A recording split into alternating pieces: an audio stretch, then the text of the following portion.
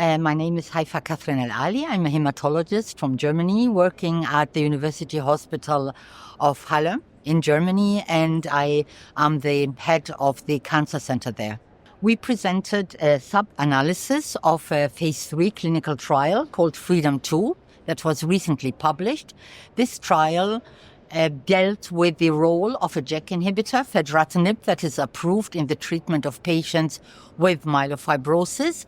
And in this trial, we made mainly the point, could also patients with low platelets, those below 100, between 50 and 99,000, also benefit from this treatment, because we know that the low platelet counts is not a good thing for patients with myelofibrosis, and it has a negative impact on survival. So in this sub-analysis, we just checked the patients included in this study, whether they have platelets between 50 to 99 versus the patients with the higher platelets, and looked at the impact of the drug on safety and efficacy.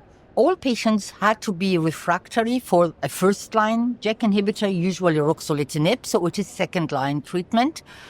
And what we could see from the data is that no matter how high or low the platelets are, all patients could benefit very well from a full dose of the drug, 400 milligram once daily, irrespective of the platelet count before the start of the trial.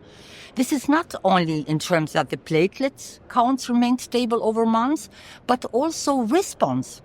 Interestingly, the response in the patients with the low platelets was even better than the response in the patients with higher platelet counts.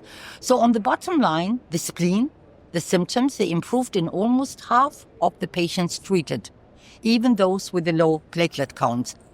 Sure, we have side effects. Platelet counts have to be checked, and they did go down in about 30% of patients, but only one patient had to be discontinued from the treatment. Otherwise, we tried to modify the dosing, so patients were able to continue with treatment. Gastrointestinal side effects are also present, but I think we have all learned how to deal with this drug, giving it in the evening after meals so that patients can tolerate the medication much better. Infections, some COVID-19 infections were present because this trial recruited at the time of the COVID-19 pandemic. So in summary, patients with moderate thrombocytopenia with the platelet counts between 50 and 99, they could very well profit from the JAK inhibitor treatment with Fedratinib as second line, because there is this so-called platelet sparing effect with very nice responses in terms of spleen and symptoms, which is very, very important for the quality of life of patients.